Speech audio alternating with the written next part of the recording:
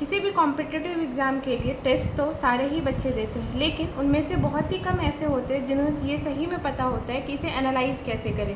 And यहीं पे छिपी हुई होती है उनके सक्सेस का राज। जो इस चीज़ को समझ जाते हैं उनका रैंक, टेस्ट नंबर्स बहुत ही ड्रास्टिकली इम्प्रूव होते हैं, और जो नहीं करते हैं उनके नंबर और रैंक्स बहुत ही अच्छे तरीके से इम्प्रूव नहीं होते। तो आज मैं आप लोगों को स्टेप बाय स्टेप बताऊंगी कि आप अपने टेस्ट को कैसे एनालाइज कर सकते हैं, जिससे कि अगला टेस्ट देने से पहले आपका भी नंबर बहुत ही अच्छे से इम्प्रूव हो।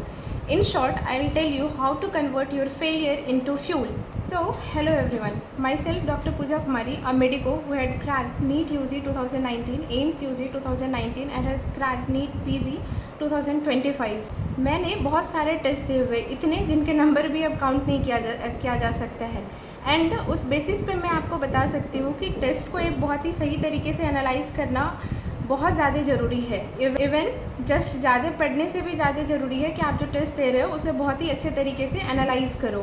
सी पॉइंट 1 इज़ कि टेस्ट सिर्फ मार्क्स के लिए नहीं होता है। Test is a kind of data जो आपको ये बताता है कि आप कहाँ पे अच्छा कर रहे हैं, आपके स्ट्रेंथ क्या है, आपकी वीकनेस क्या है, एंड आपको कौन से जगह पे अपने आप को इम्प्रोवाइज़ करने की ज़रूरत है। एंड ये आपको ये भी बताता है कि अगले टेस्ट में आप कहाँ पे खुद को ज़्यादा अच्छे से इम्प्रूव कर सकते हैं, जिसके वजह से आपका नंबर भी अच्छा होगा। पॉइंट नंबर 2 इज़ कि जब भी आप कोई टेस्ट देते हैं तो एकदम रश नहीं करना है। ऐसा नहीं है कि जिस दिन पे आपने टेस्ट दिया उसी दिन पे उसको पूरा का पूरा एनालाइज़ करना है।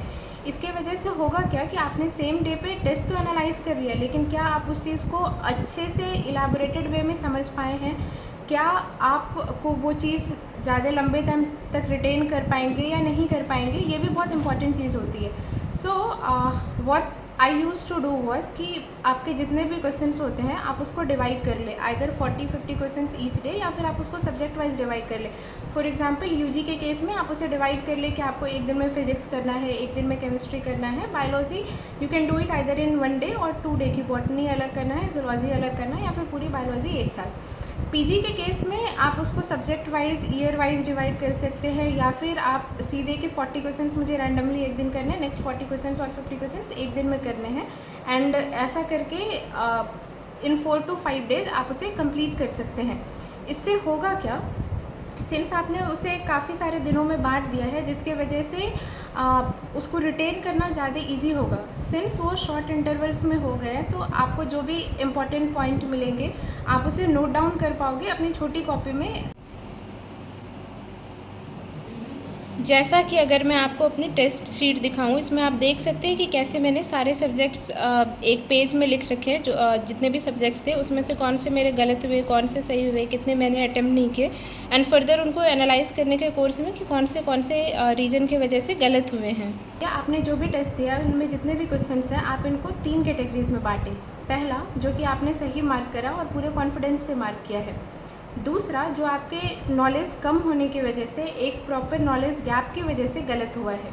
तीसरा, जो सिली मिस्टेक्स होते हैं जिन्हें अवॉइड करना लाइक 100% तक तो कोई भी रिड्यूस नहीं कर सकता है, बट ऑब्वियसली जब आप अपने सिली मिस्टेक्स जितने ज़्यादा रिड्यूस करोगे आपके अच्छे रैंक आने के, अच्छे नंबर आने के चांसेस बहुत ज़्यादा बढ़ जाते हैं। एंड इसमें भी आपको ध्यान रखना है कि वो सिली मिस्टेक्स आपने कहीं जल्दी में लगाने के चक्कर में, टाइम मैनेजमेंट की वजह से तो वो नहीं हुआ है। तो ये 3 चीज़ों का आपको ध्यान रखना है। इसके अकॉर्डिंग आप क्वेश्चंस को डिवाइड करें। फिर आप ये देखें कि आपने जितने भी क्वेश्चंस को गलत किए हैं, जिनके आंसर्स आपसे सही नहीं हुए हैं, उनमें से क्या आपके कॉन्सेप्ट सही नहीं थे, क्या आपने 2 ऑप्शंस को कंफ्यूज कर दिया है, 2 या फिर इवन मल्टीपल ऑप्शंस को कंफ्यूज कर दिया है, ये भी बहुत ज़रूरी होता है। क्या ये टाइम प्रेशर की वजह से हुआ, या फिर आपने क्वेश्चंस अच्छे से पढ़ा ही नहीं, जैसा not correct, correct, yes, no, इन सब टाइप वाली चीज़ें। ऐसा करके आप उसे, जो भी आपके गलत हुए हैं उसे कैटेगराइज करें। तो ये पॉइंट 3 था। एंड इससे आपको क्या करना है कि जिन भी क्वेश्चंस के आपने गलत आंसर किए हैं एंड उनके कॉन्सेप्ट्स आपको नहीं पता था, उसको एक सेपरेट नोटबुक में लिखनी है। एक छोटी सी नोटबुक रखे थे, 28th notebook for PG students and extra notebook for the UG students, जिसमें आप इसे लिख के रख सकें। एंड मेक श्योर कि जब भी आप ये ऐसा लिखते हैं तो अगले एक दिन में या फिर विद इन सेम वीक आप इसे रिवाइज़ कर पाए, बिकॉज अगर आप इसे रिवाइज़ नहीं करेंगे तो ज़्यादा लंबे टाइम तक आप इसे रिटेन नहीं करेंगे, एंड आफ्टर अ टाइम ये सारे कॉन्सेप्ट्स आप भूल जाएंगे, and again you will keep on repeating the same mistakes. Fourth point is pattern recognition. इसमें आपको क्या करना है, आपको देखना है कि क्या आप एक पार्टिकुलर सब्जेक्ट में या फिर एक पार्टिकुलर सब्जेक्ट के किसी पार्टिकुलर टॉपिक में, चैप्टर में ही बार बार गलती कर रहे हैं क्या जो बहुत ही ज़्यादा इंपॉर्टेंट चीज़ें होती है, हाई यील्डिंग टॉपिक्स होते हैं, कि आप उसमें बार बार गलतियाँ कर रही है। अगर आपको ये चीज़ पता चल जाएगी आप उन्हें रेक्टिफाई कर ले रहे हैं, तो अगले टेस्ट में आपका जो नंबर होगा वो बहुत ही हाई मार्जिन से इंक्रीज़ होगा। इसके लिए भी ये बहुत ही ज़रूरी है। Fifth point is your action plan for the next test. जब आपको पता चल जाए कि आपके वीक एरियाज़ क्या हैं, तो सबसे पहले आप उसे जो भी आपके वीक एरियाज़ हैं पहले आप उसे पढ़ें। जो क्वेश्चंस बार बार गलत हो रहे हैं वैसे सिमिलर क्वेश्चंस को आप अगेन एंड अगेन रिवाइज़ करें, वैसे ही सिमिलर नए क्वेश्चंस करें। And one more important thing is कि जब भी आप इनिशियल के फेज़ में टेस्ट दे रहे हो, लाइक अगर आप 10 या 20 क्वेश्चंस गेस करते हो तो उसमें से 4 या 5 क्वेश्चंस आपके सही होने के चांसेस बनते हैं। तो for a point of time you will think कि ये 4 and 5 questions have given me plus 20 marks, लेकिन वो आपको नहीं करना है। जब आप फर्स्ट रीडिंग कर रहे हो, initial phase of your preparation में हो, उस टाइम पे आपको ध्यान में रखना है कि आप कोई भी गेस वर्क नहीं करेंगे। इससे क्या होगा कि आपको एग्जैक्टली पता होगा कि आपकी नॉलेज कितनी है। तो जब आप टेस्ट दे रहे होगे तो आपकी नॉलेज वाली चीज़ें एक तरफ है, जो गलत हो रही हैं वो मोस्टली वही क्वेश्चन है जो आइदर सिली मिस्टेक से हुए या फिर जिनके नॉलेज आपको नहीं थे। इससे चीज़ों को पढ़ना और आसान हो जाएगा। अगर आपने कोई गेस किया है वो सही हो जाएगा तो back in your mind you will think कि नहीं ये तो मुझे आता है तो ये सही हो गया है, लेकिन that was totally because of your guess work. तो स्टार्टिंग की स्टडीज़ में ये नहीं करना है। एक बार आपकी रीडिंग पूरी हो गई है, आप अच्छे से फ्लो में हर एक वीक में एक टेस्ट देना स्टार्ट कर दिया, उसी टाइम पे आपको गेस वर्क करना है। एंड बिगनिंग में आप अवॉइड करो जितने भी ये गेस वर्क्स होते हैं वो करना। Number 6 and the last point is कि आप जब भी टेस्ट देते हो आप एक नोटबुक लीजिए एंड उसमें जितने भी सब्जेक्ट्स हैं वो लिखिए। आप उसमें ये लिखिए कि कौन से क्वेश्चन सही हुए हैं, कितने क्वेश्चन सही हुए हैं, कितने क्वेश्चन गलत हुए। जो सही हुए उसमें से आपको कितनों के कॉन्सेप्ट्स पता थे एंड आपको आंसर्स आते थे, आपने वही मार्क किए हैं। कितनों को आपने गेस वर्क से सही किया है।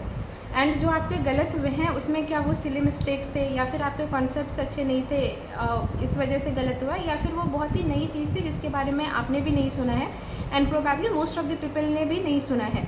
तो ऐसा करके आप रेक्टिफाई कर सकते हैं and doing this all will let your weak area shrink. And में मैं आपको ये कहना चाहूँगी कि किसी भी टेस्ट को एनालाइज करने में बहुत ज़्यादा टाइम लगता है, ये एक सही बात है। लेकिन अगर आप ऐसा नहीं करते एंड ब्लाइंडली किसी भी सब्जेक्ट्स को बहुत ज़्यादा पढ़े जा रहे हैं, आपको ये नहीं पता कि कहाँ पे रेक्टिफाई करना है, क्या करना है, कौन से हाई यील्ड टॉपिक्स हैं, कहाँ पे आपको पढ़ने की ज़्यादा ज़रूरत है, तो इवेंचुअली आप ऑलरेडी बहुत ज़्यादा टाइम वेस्ट करोगे। तो जब आप इसे एनालाइज कर पा रहे हैं, जब आप अपने टेस्ट को एनालाइज करते हो तो सम वे आपको एक बार को लगेगा कि ये ज़्यादा टाइम लग रहा है, बट द अदर वे बाकी सारी एक्स्ट्रा जो नॉन यूज़फुल चीज़ें उन सबको करने के कंपैरिजन में ये आपका टाइम समहाउ बचाएगा ही।